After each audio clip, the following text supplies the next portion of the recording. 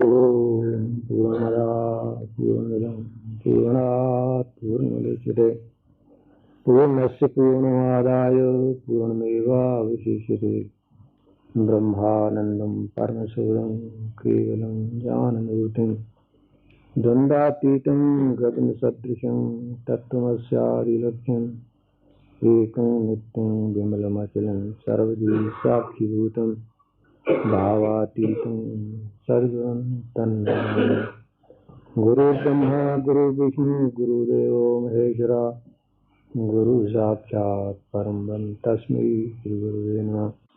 ज्ञानार्थं गुरोर्मूर्ति पूजामूलं गुरोर्परं मंत्रमूलं गुरोर्वाक्यं मोक्षमूलं गुरुप्रसादः। क्या सचमुच ऐसा हुआ होगा किसी समय? कोई बतलाएगा? मैंने इस वास्ते पूछा है कि हर एक आदमी की बुद्धि स्वभाव अलग अलग होता है। घटना एक होती है, उस घटना का प्रभाव दूसरों के ऊपर भिन्न भिन्न प्रकार का होता है। कारण क्या? यही कि हर एक जीव का स्वभाव बुद्धि अलग अलग होती है, इसलिए उसको वो चीज अपनी बुद्धि अक्ल के अनुसार ही अपने हृदय में बैठती है। तो ये एक सच्ची घटना है जो अक्सर भक्तों के साथ ऐसी होती रहती है। इन ऐसे विश्वासी प्रेमी भक्तों का जीवन चरित्र पढ़ने से आदमी का अंतःकरण शुद्ध होता है। तो इसलिए ये कहानी भक्तों का जीवन चरित्र एक हर रोज पढ़ा जाता है कि आप लोग श्रद्धा से सुने, समझें और समझ करके फिर उसके ऊपर चलने का प्रयत्न भी करें। आप देखते हैं कि इस भक्त का कितना भजन था, कौन से गुरु धारण किए, क्या कुछ किया, कुछ भी नहीं। उसका जो प्रेम श्रद्धा विश्वास था उसको बढ़ाते चले गए। अंत में भगवान को प्रकट होना ही पड़ा। अच्छा, तो बीच में ये जो बात हुई, भगवान की तलाश में चले थे, बीच में लक्ष्मण का प्रसंग आ गया, उनके साथ प्रेम करने लगे और फिर लक्ष्मण के रूप में वो प्रकट हुए। फिर भगवान ने अपना दूसरा रूप धारण किया। तो वो जो लक्ष्मण का स्वरूप था, क्या वो लक्ष्मण था? उसकी भावना वैसी थी। वो जो बहुरूपिया है ना, वो ही सब रूप बन जाता है। जिनकी रही भावना जैसी, प्रभु मूर्त तिन देखी तैसी। तो जिस प्रभु ने सृष्टि के आदि काल में रचना से पहले ये संकल्प किया कि एको हम बहुश्याम प्रजाए, मैं एक से अनेक होता हूं और सब रूप ये संसार के जो है वो हो गया, तो वो प्रभु को उससे अलग थोड़े हैं जो अब भी हैं। वो तो तीनों काल में एक जैसे ही रहते हैं। उस वक्त सृष्टि की रचना कर सकते थे, तो जो और कुछ करना पड़े तो क्या उनको क्या मुश्किल है। इस वास्ते भक्त की श्रद्धा, भक्त के विश्वास के अनुसार उसी रूप में वो ही प्रकट होते हैं। जिनकी रही भावना जैसी, प्रभु मूर्त तिन देखी कैसी। उस परमात्मा को कोई रंग है न रूप है। जिस चीज में, जिस रूप में, जिस नाम में उसकी श्रद्धा होती है, वो उसी रूप में प्रकट होकर के उसका कल्याण करते हैं। तो इस सच को कभी भूलना नहीं। इस वास्ते वो कोई भक्त उसको किसी नाम से बुलाए, किसी रूप में उसको देखना चाहे, वो उसी रूप में प्रकट हो जाते हैं और उसी से वो बोल पड़ते हैं। भक्त की जो श्रद्धा होती है वो प्रभु की होती है, तो प्रभु ही उसके आगे प्रकट होते हैं। परंतु नाम रूप जो होता है ये भक्त का होता है। जिस रूप में उसको देखना चाहे या जिस रूप में वो देखता है उसके सामने प्रकट होते हैं, वो भक्त की अपनी कल्पना होती है। उसके अंदर जो चीज होती है वो भगवान होते हैं। बर्तन तुम्हारा अपना है, उस बर्तन का रंग रूप शक्ल तुम्हारी मर्जी के अनुसार है, परंतु समुद्र में जाकर के उसको डुबो देते हो, उसमें जो पानी आता है वो उसी रूप का हो जाता है जिस रूप की बोतल ले गए थे। नहीं, कोई नाम नहीं। उसको वेदों ने उसका नाम ओम रखा है। तो सबसे पहले उस परमात्मा का ध्यान, कोई भी काम करने लगो तो उस परमात्मा का ध्यान करना चाहिए। किसका? जिसका ओम ये नाम है। गीता में भी यही आया शब्द, ओम इत्येकाक्षरम ब्रह्म व्याहरण माम अनुस्मरण यः प्रयाति तजन देहं स याति परमां गतिम्। ओम ये एक अक्षर नाम उस परमात्मा का है, उस ब्रह्म का है, उस ईश्वर का है। किसका? जिससे ये सृष्टि उत्पन्न हुई। तो इसका स्मरण करता हुआ और उस परमात्मा का जो ओम है उसका रूप मेरा ध्यान करता हुआ जो आदमी शरीर का त्याग करता है वो मुझको प्राप्त होता है। तो उस ओम नाम की कल्पना चाहे भी जिस रूप में करो, उसके अंदर भगवान ही है। भगवान का स्वरूप क्या है? वो सर्वव्यापी है, आकाश की तरह सब जगह एक समान भरपूर हो रहे। तो उसकी शक्ल जिस रूप में भगत देखना चाहता है वो उसी रूप में प्रकट हो जाते हैं। तो उसका जो कोई आदमी अंत समय ध्यान करता हुआ शरीर का त्याग करता है तो ठीक वहां ही पहुंचता है जिसका कि वो ध्यान करता है। या में संशय है नहीं, निश्चय हो कल्याण। तो कहते हैं एक थोड़ी सी ये युक्ति है, जो आदमी इतने को ही अमल में लाता है उसका इसी तरह इतने से ही कल्याण हो जाता है। उस परमात्मा का किसी भी रूप में स्मरण करता हुआ और उसका ध्यान करता हुआ जो अंत समय शरीर छोड़ता है वो उसी को जा प्राप्त होता है। अच्छा, तो ये तो हुआ रूप। जिस रूप का ध्यान करता हुआ वो शरीर छोड़ता है वो उसी को प्राप्त होगा। परंतु ईश्वर परमात्मा को कहते हैं उसका कोई रंग रूप नहीं, वो निराकार है। तो उसका जवाब ये है कि निराकार जो है वो ही साकार है और जो साकार है वो ही निराकार है। निराकार और साकार में भेद नहीं है। तीसरा, पानी की पहली शक्ल क्या है? पाफ। उससे भी परे सूक्ष्म रूप से जब परमाणु रूप में होता है तो दिखाई नहीं पड़ता, और वो ही जब स्थूल होता है तब पानी की शक्ल में दिखाई पड़ता है। जब निराकार रूप से होता है सर्वत्र संसार में जल भरपूर होता है, ना दिखाई देता है और ना उससे किसी का कुछ कार्य सिद्ध होता है। परंतु वही जब स्थूल होता है तो उससे आदमी के सारे कार्य सिद्ध होते हैं। इसी तरह और जो पानी है, मैंने कहा ना साकार में ही निराकार है, तो पानी जो है इसका सूक्ष्म रूप क्या है? वही परमाणु रूप जल, पाप रूप जल। बुद्धि से विचार करो तो पानी का असली रूप क्या है? वही पाप। पाप ही स्थूल होकर सरगुण होगी, साकार रूप में होगी। तो इस तरह सरगुण और निर्गुण में कोई भेद नहीं है। कोई सरगुण से उपासना करे, कोई निर्गुण से करे, एक ही तत्व की प्राप्ति होती है, जैसी भक्त की भावना हो। निराकार को निराकार, साकार को साकार।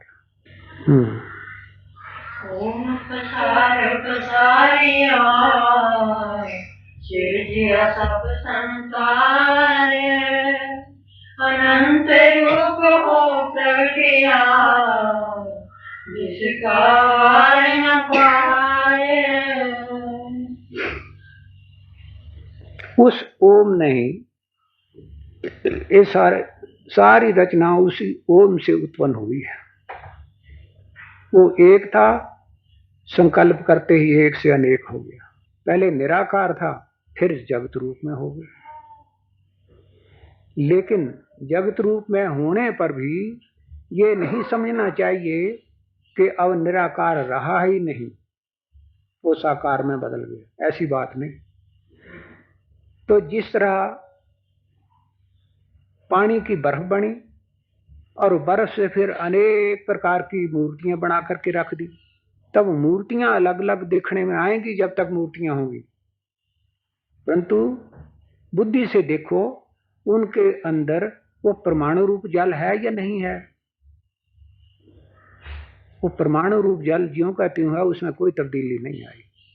मूर्तियां भी हैं और वो निराकार रूप भी उनके अंदर है।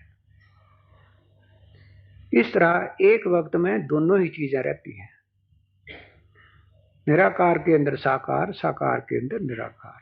हाँ, अपना खेल बनाया आपे देखन हार, रूप अरूप बनाया माया का विस्तार। तो ये जो जगत है ये क्या है? कहते हैं ये एक खेल है। आप ही वो खेल है और आप ही खिलाड़ी है। आप ही उसने जगत बनाया, आप ही इस जगत को देखने वाला है। रूप अरूप बनाया माया का विस्तार। वो जो अरूप था, जिसका कोई रंग रूप नहीं था, वही रूप बना। तो बना किससे? अपनी शक्ति से। उस शक्ति का नाम माया। माया मायापति से अलग नहीं, उसकी शक्ति और उसी का रूप है। ये सारा संसार जो है ये शक्ति का विस्तार है। जो कुछ कार्य जगत में होता है ये सब उसकी शक्ति काम कर रही है, और वो इस शक्ति से सर्वथा अलग रहता है। जगत की रचना का होना, इसका पालन होना, इसका संहार होना, ये सारा काम जो है उसकी शक्ति का है। जिस तरह कोई आदमी परमात्मा को नहीं देख सकता, ठीक इसी तरह उसकी शक्ति को भी कोई नहीं देख सकता। आप पूछेंगे फिर ये संसार क्या है, तो उसका जवाब है कि ये शक्ति का कार्य है। शक्ति को कोई नहीं देख सकता। प्रभु की शक्ति है, उसको कौन देख सकता है? आदमी की शक्ति का पता नहीं चलता, तो उस परमात्मा की शक्ति का कैसे चलना? आदमी की शक्ति का आदमी अनुमान ही करता है। किसी आदमी के द्वारा जो भी काम होते हैं वो कौन करता है भला? शक्ति ही करती है। जब आदमी सो जाता है तब शक्ति कहाँ जाती है? उसके अंदर जाकर के सो जाती है, आत्मा के साथ जाकर के मिल जाती है। तब कोई अंग उसका शरीर का हिलता जुलता नहीं। तब वो शक्ति कहाँ गई? वो सोई हुई है इस वक्त। जिस वक्त वो जागता है तब उसकी इंद्रियों द्वारा सारे काम होने लगे, तब उसको कहते हैं कि अब वो जिंदा है, काम कर रहा है। तब उसकी हरकतों से पता चला कि उसके अंदर शक्ति है। शक्ति को तो देखने वाली चीज नहीं, और इसी तरह आत्मा देखने वाली चीज नहीं है। ना कोई आत्मा परमात्मा को देख सकता है, ना उसकी शक्ति को देख सकता। शक्ति द्वारा जो कार्य हैं उनसे ही पता चलता कि इसके अंदर शक्ति है। तो जिस तरह शक्ति का हमें पता चलता है, इसी तरह शक्तिमान का है। शक्तिमान को भी कोई आदमी इन आंखों से देखना समझना चाहे तब नहीं दिखाई पड़ता, परंतु ये संसार की रचना देख करके पता चलता है कि कोई शक्तिमान भी है। वो ऐसे ही हम लोग अनुमान से पता लगा लेते हैं। जैसे एक कड़ी को देखकर हम कहते हैं कि इसके बनाने वाला कोई जरूर है। हमारी बुद्धि कहती है कि बिना बनाए कड़ी बन नहीं सकती।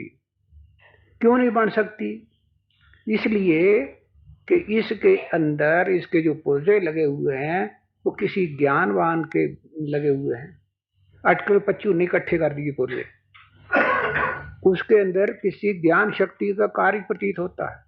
इसी तरह संसार की जहां तक ये रचना है, इसको देखो तो हर एक चीज ज्ञान पूर्वक स्थित है।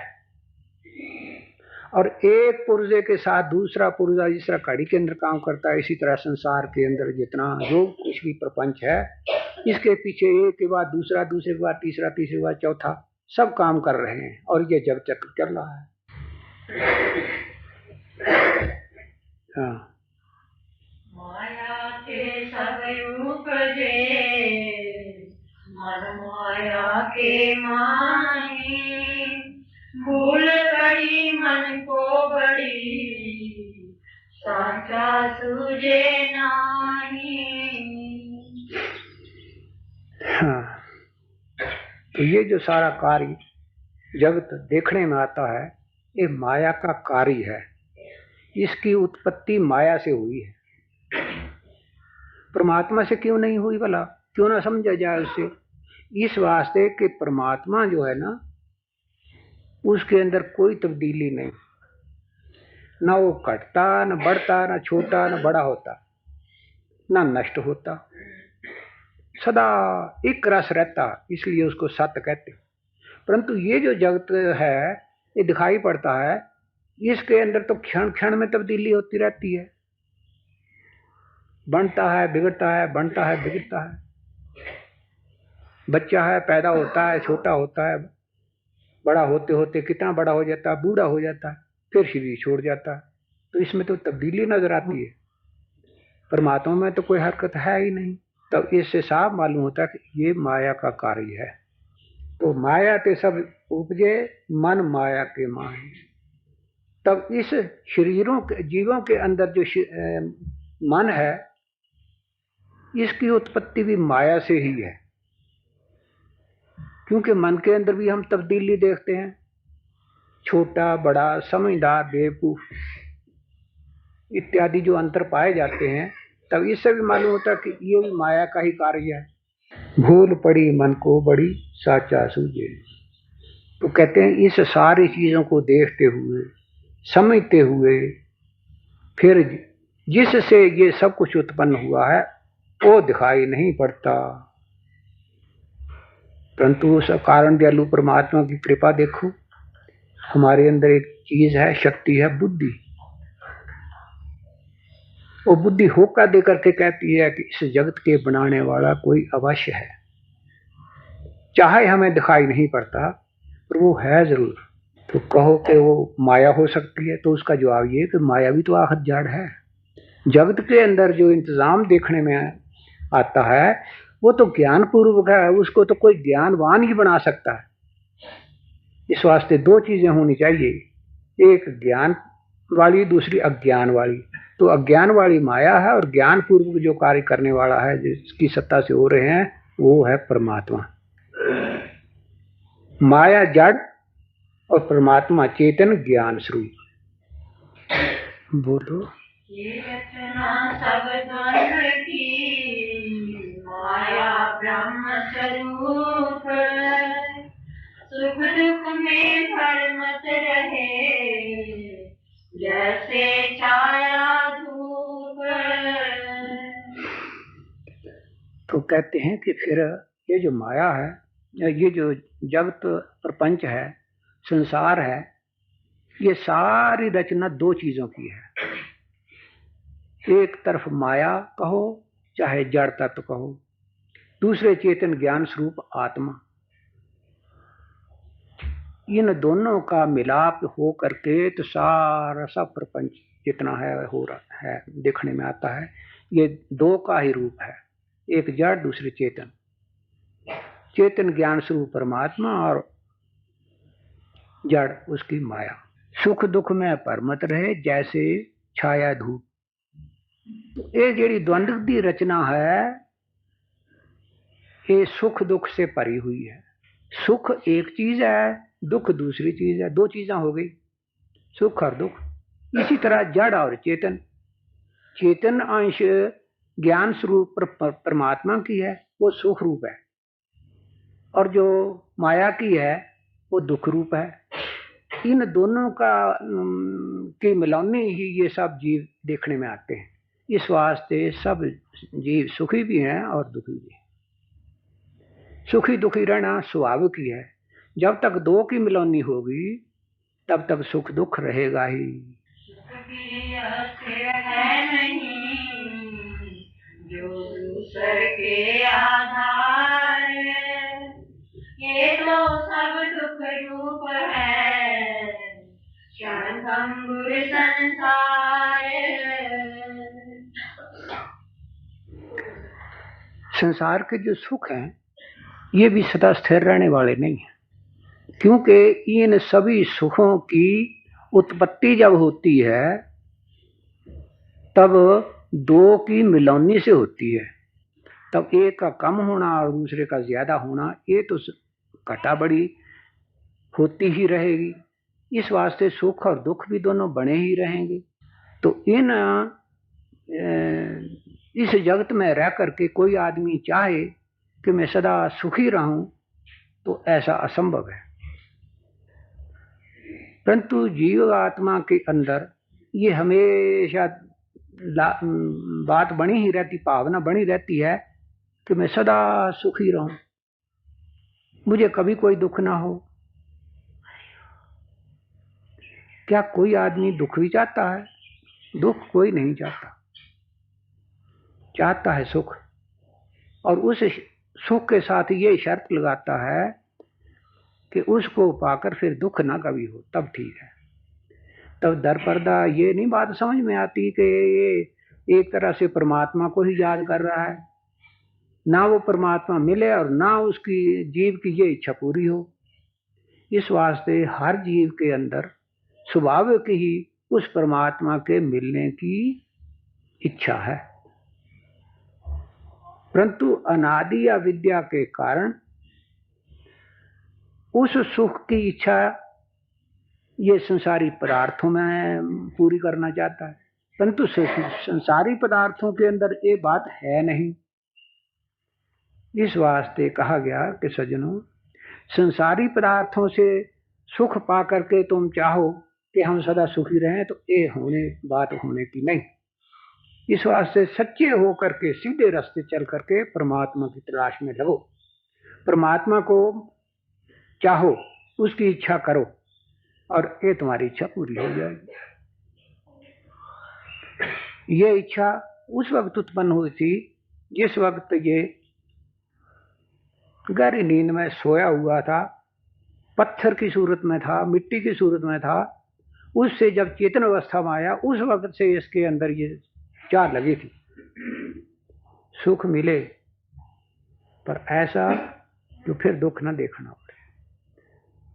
लेकिन उन सभी योनियों में, उन सभी जीवों में, क्योंकि इसको स्वतंत्रता नहीं थी कि जिस साधन को करके, जिस युक्ति को अपनाकर मैं इस वस्तु को पा सकूं, इस बात का बोध किसी भी योनि में नहीं आया।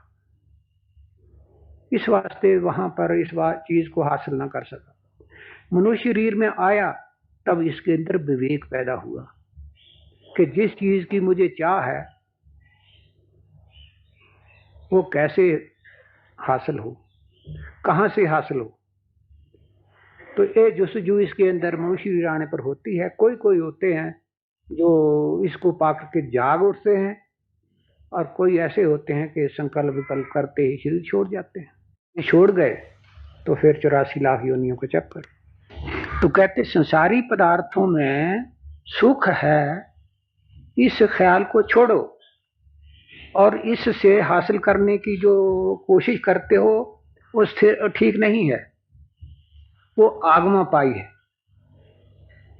तो इसका छोड़ करके जो जहां पर ये असली चीज है और उसके लिए जो युक्ति है, मार्ग है, उसको अपनाओ। संसारी सुखों का परित्याग करके परमात्मा को पकड़ने की कोशिश करो, ये मतलब है कहने का।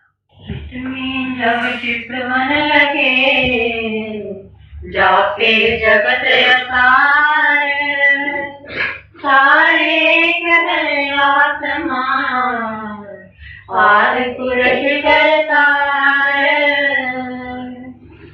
तब संसारी पदार्थों को पाकर जो असल बात है वो आदमी भूल जाता है कि असल सुख कहाँ है।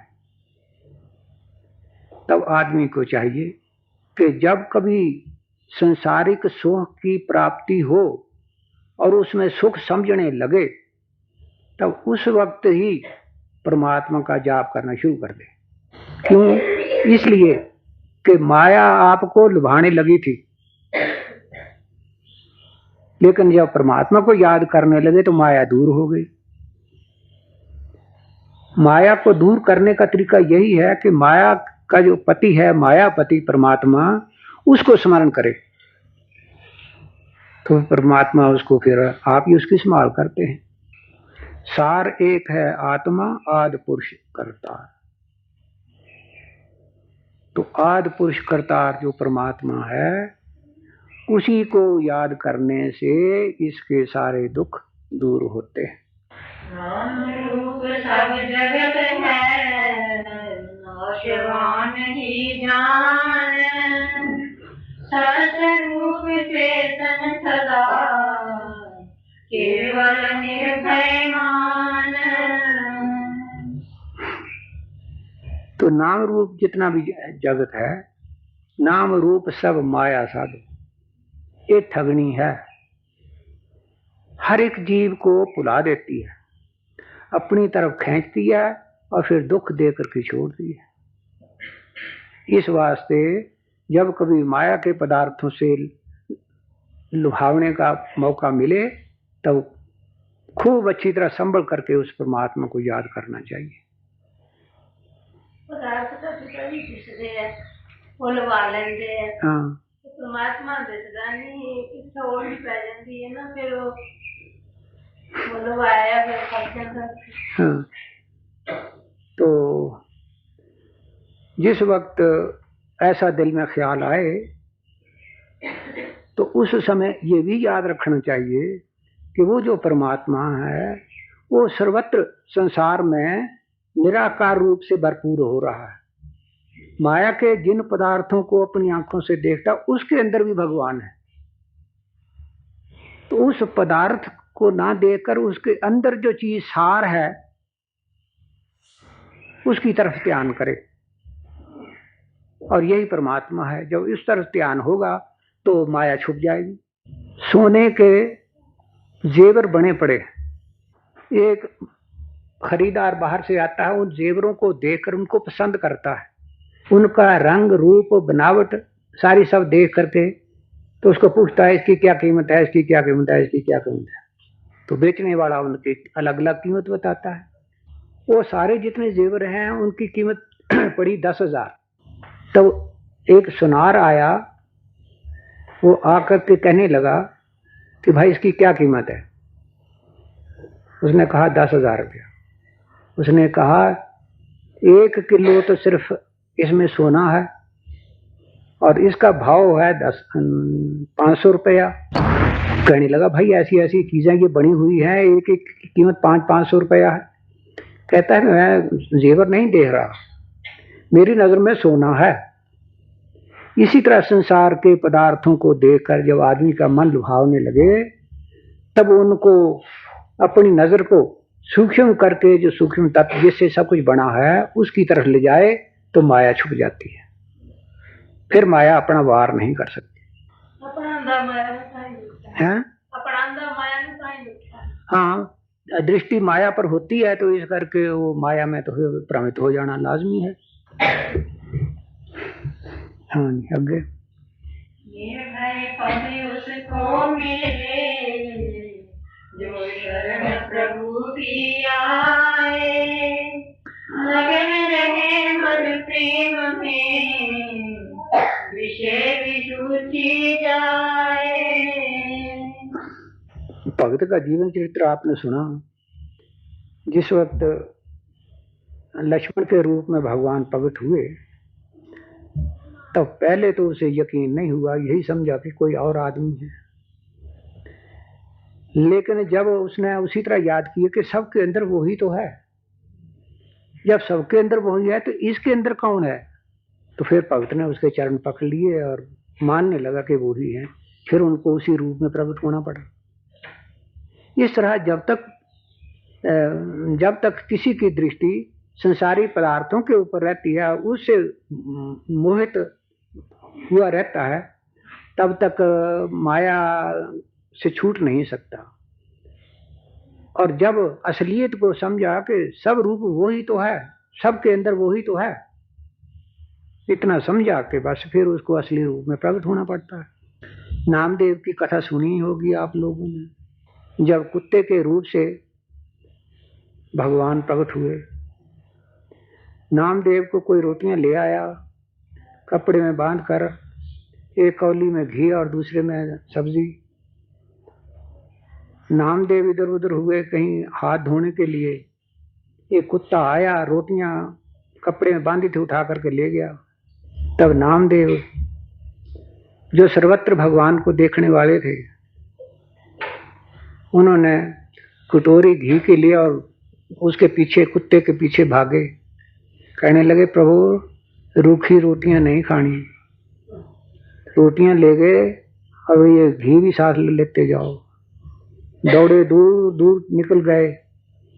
जब भगवान ने देखा कि अब इसका तो विश्वास पक्का है, तो छोड़ेगा नहीं, आखिर उस कुत्ते को भगवान के रूप में बदलना पड़ा और नामदेव का वो घी जो था वो भी खाना पड़ा। तो हर एक चीज के अंदर एक माया की चादर में लिपटे हुए भगवान हैं, हर एक जीव के अंदर, परंतु सामने उसी के होते हैं जिसको इस सत्य बात का बोध है कि हर एक जीव की जो आत्मा है वो परमात्मा है। बर्फ के जो नाना खिलौने बने हुए हैं, उनके अंदर सार वस्तु क्या है, वो परमाणु रूप जल, सूक्ष्म जल उसके अंदर है। देखने में बर्फ का रूप दिखाई पड़ता है, लेकिन सार रूप से वो है। मन के सब बंधन कटे, प्रेम पास गल पाए, एक अनंत सिमरन करे, दुविधा सकल मिटाए।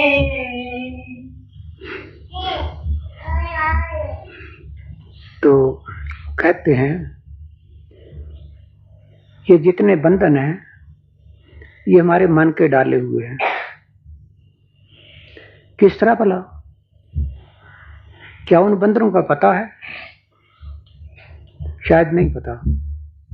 पता होता तो उन बंधनों को तोड़ डालते, लेकिन फिर भी जान लेने पर भी ये बंधन ऐसे हैं कि इनको तोड़ना आसान नहीं। वो बंधन क्या है? आसक्ति। संसारी जिन जिन पदार्थों के साथ इस जीव की आसक्ति है, बस मजबूती के साथ उसी के साथ बंध जाता है। रुपया, पैसा, परिवार के आदमी, जमीन जायदाद, महल, जिन जिन पदार्थों के साथ इसकी आसक्ति है उनके साथ बंध जाता है। और जहां आशा तहां वासा, इस सिद्धांत अनुसार अगले जन्म में जहां इसकी आसक्ति होती है, बंधन पड़ा हुआ, तो वहां आकर के पैदा हो जाता है। तब आदमी इस बात को जानते हुए भी इन बंधनों को तोड़ने के लिए तैयार नहीं। तब इस असलियत को जानकर कि ये बंधन है, तब इसको तोड़ने के लिए करना क्या है? वो करना जो कुछ है वो सुनो, समझो, हृदय में बैठाओ और उसको तोड़ने की कोशिश करो। और ये बंधन जो है ये होता किस तरह से है, इसकी उत्पत्ति कैसे होती है? तो वो इस तरह है कि कोई भी वस्तु जो इसको किसी तरह से भी मिल गई, वो वस्तु किसकी है भला? सब कुछ परमात्मा का है। तब अज्ञानता के कारण उसको पहले उसके लिए लफ्ज नियुक्त करता है मेरा। ये स्त्री मेरी, कल शादी हुई थी, आज आई, उसको कहता मेरी। बस मेरी लफ्ज कहने की देर थी कि बंधन पड़ गया। और फिर उस मेरी मेरी की जो रट है वो जब तक जीता रहता है तब तक वो रट लगी ही रहती है। और नतीजा क्या होता है कि जितना जाप ज्यादा करता है उतना ही उसके साथ आसक्ति या बंधन जो है मोटा से मोटा होता चला जाता। इसी तरह लड़के के बारे में है। एक लड़का कहीं से आया, तुम्हारे घर आ गया, तुम उसको कहने लगे ये लड़का मेरा, बस उसके साथ बंधन पड़ गया। इसी तरह कुछ इधर उधर से ला करके ईंटें एक मकान बनाया, फिर कहने लगे ये मेरा मकान। बस जहां जहां मेरा मेरा मेरा मेरा करते चले गए उन सब के साथ बंधन पड़ता चला गया। मेरे से बिना कोई कार्य नहीं सिद्ध होंगे। मेरे से बिना कोई कार्य नहीं सिद्ध। हाँ, मेरे के बिना कार्य भी नहीं होता और कहना भी पड़ता है। तब फिर इस बंधन से छूटने का तरीका क्या? अब इस मेरे को कैसे उड़ाए? और मेरे का, मेरा जो शब्द है, इस मेरे के मूल में मैं हूं। जब तक मैं हूं तब ये चीजें रहेंगी और मेरा कहना ही पड़ेगा। मैं हूं तो मेरा मकान, मेरा मकान ना कहे तो बात भी नहीं बनती। फिर करे तो क्या करे? करे तो बंधन पड़ता है, ना करे तो जीवन यात्रा नहीं चलती। तब इसके लिए तरीका ये है कि असल बात को समझ ले और फिर उसके अनुसार चले। वो क्या? जो कुछ भी आपको मिला है वो सब समझो कि परमात्मा का है, मेरा कुछ नहीं। हाँ, इतनी बात जरूर है कि उसने ये मुझे दिया है,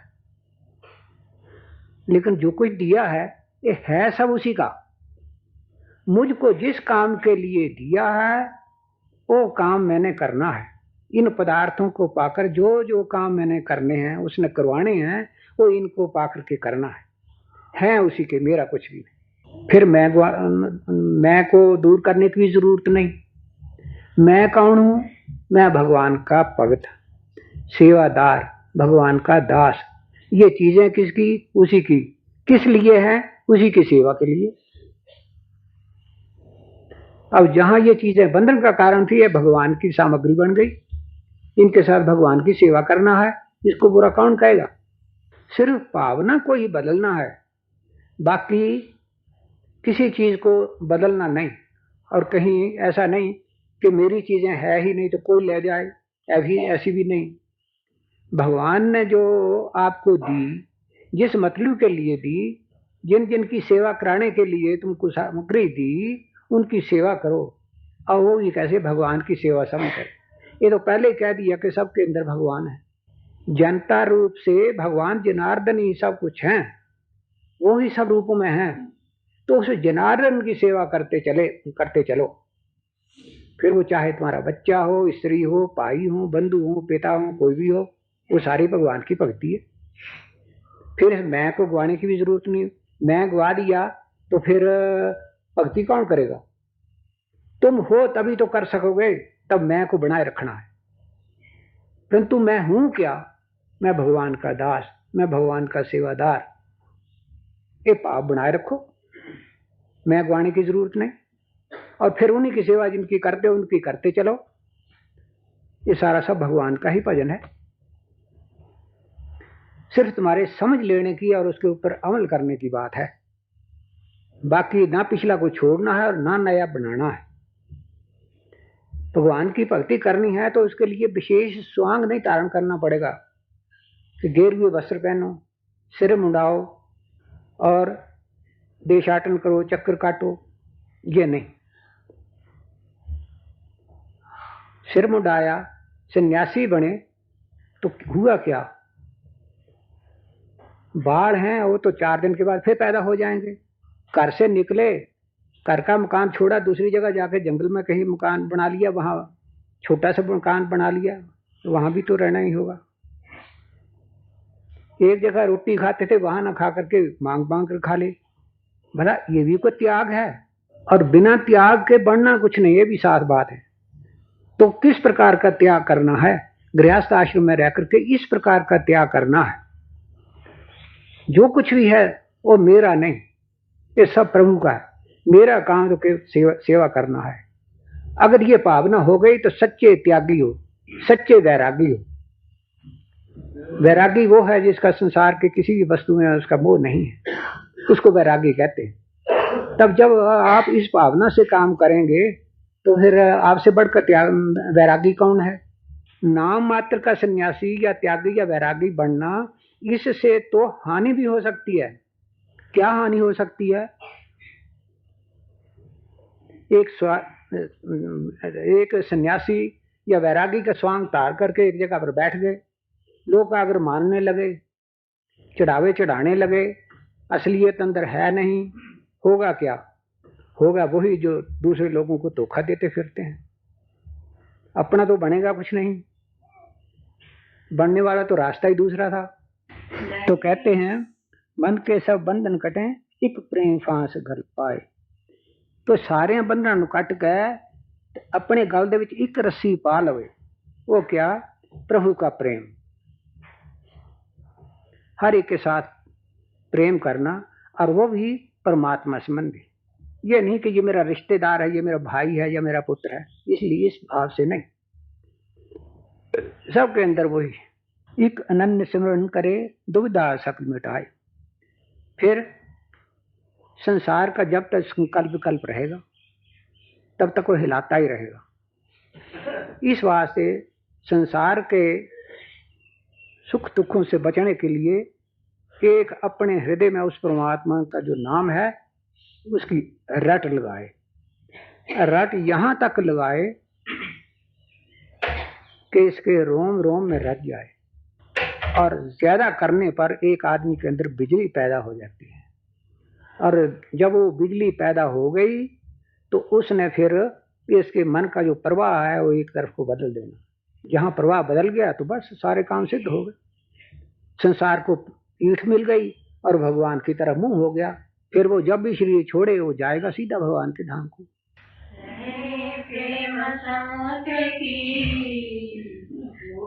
चढ़े अपार, पांच तत्व नीचे रहे, ऊपर प्रेम निवास।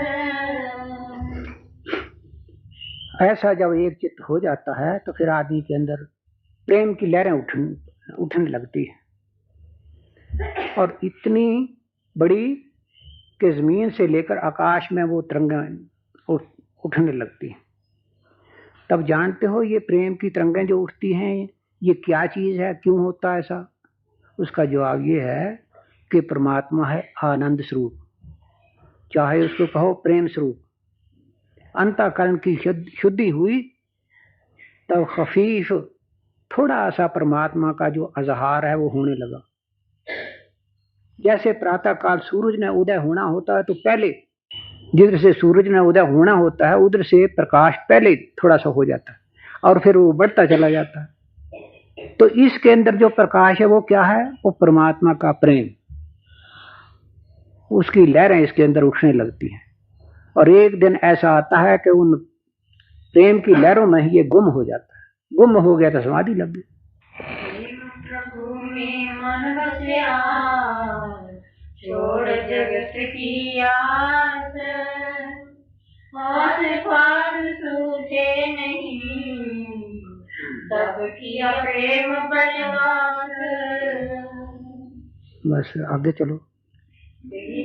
सो मन रम रहा, कुछ नहीं सूझे और कोई को नहीं, एक प्रीतम संगरी घोर। आगे चलो।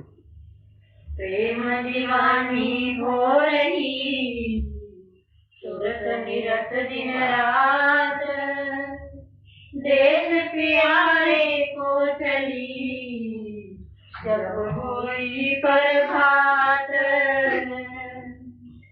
प्रेम दीवानी हो रही, सुरत नृत्य दिन रात। सुरत और नृत्य दो शब्द आते हैं। सुरत कहते हैं सुनने की ताकत को, नृत्य कहते हैं देखने की ताकत को। आप लोग देख रहे हो आंखों के रास्ते, सुन रहे हो कानों के रास्ते, तब आपकी सुरत और नृत्य दोनों काम कर रहे हैं। तब इसीलिए कहते हैं प्रेम दीवानी हो रही सुरत नृत्य दिन रात। अखा हर वक्त उस प्रीतम प्यारे ध्यान लगी हुई हैं और कन इस बात ही इंतजार कर रहे हैं कब प्रभु बुलाते हैं, आवाज देते हैं। इस प्रकार जब किसी की मन की स्थिरता हो जाती है, इस इंतजार में लगा रहता है, तो फिर भगवान को प्रकट होना ही पड़ता है उसके सामने, जब एक तार जुड़ जाती है।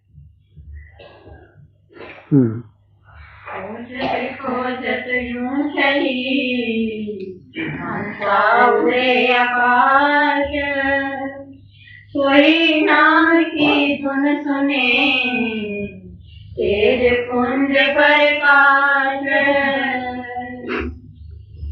तो फिर क्या, इस स्थूल शरीर में से रूह निकल करके उस सूक्ष्म लोक को जहाँ प्रभु है रहते हैं उसकी तरफ से ये उठती है और शरीर की तरफ से शून्यता होती जाती है। शरीर की शुद्ध बुद्ध है वो भूलती चली जाती है।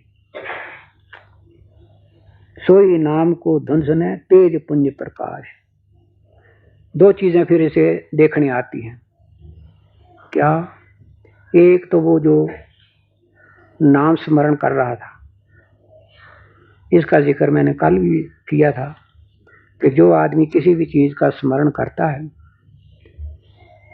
तब कुछ समय के बाद इसे थकावट आ जाती है, शरीर बोलना बंद कर देता है, फिर मन के साथ होता है, मन के भी संकल्प बल मिल जाते हैं, परंतु एक निशाना बाकी रह जाता है।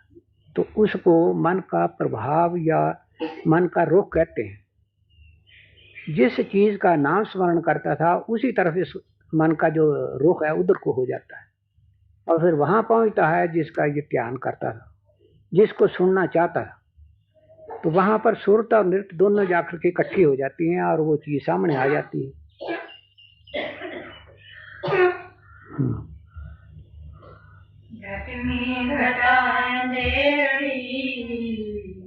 गरजे मन अकुलाए चमत्कार बिजली निरख मंतर मन हर्षाए। तो शुरू में जब समाधि लगती है तो अंधेरा दिखाई पड़ता है, कुछ भी देखने सुनने में नहीं आता। मतलब ये होता है कि ज्ञान इंद्रियां जो है वो स्थूल शरीर में है। तब जब समाधि होने का समय आता है तो ये तो कायदा ही है कि ज्ञान इंद्रियां अपना काम बंद कर दें। तब ना शरीर की सुध रहती, ना मन की रहती, ना संकल्प विकल्प होते, कुछ भी नहीं रहता, मुर्दे की तरह हो जाता है। एक घट में इसी शरीर के अंदर एक प्रकार का अंधेरा है। अंधेरा हो जाने के बाद ही प्रकाश होता है। अंदर फिर सूक्ष्म लोक आता है, सूक्ष्म रचना होती है, वहाँ बिजली चमकती है, नाद, कई तरह के नाद होते हैं, वो सब देखने में आता है। और प्रकाश वहाँ का दिव्य प्रकाश है, जिस प्रकाश को देख करके इधर की जो माया है वो छुप जाती है, उसकी पेश नहीं आती, क्योंकि शरीर की तरफ से वो शून्य हो जाता है।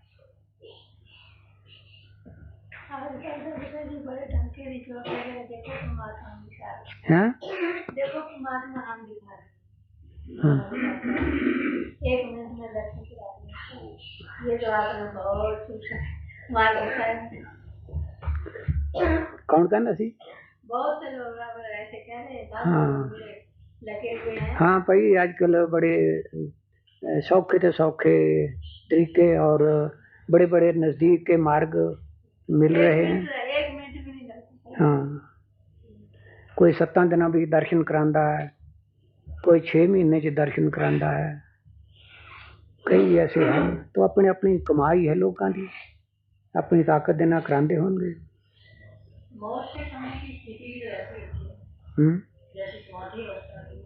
हाँ, मौत के समय भी ऐसा ही होता है, पर मौत के समय तो सबके साथ ऐसा ही होना है, लेकिन मौत से पहले मरना है। तो मौत से पहले जो आदमी मरता है वो ज़्यादा अच्छा है, और वैसे तो एक दिन मरना ही है। एक सज्जन थे वो बड़े प्रयास करने लगे भी जब गुरु के नाम ले लिया पूरी कमाई हम ऐसी ना करिए कि मरने के समय महापुरुष पे ले जाते हैं कमाई करा। हाँ ठीक है, दसिया ना भी कई तरह के मार्ग हैं, कई तरह के महात्मा हैं, कई गल्लां हैगियां संसार दे विच, विविधता तो है ही है ना।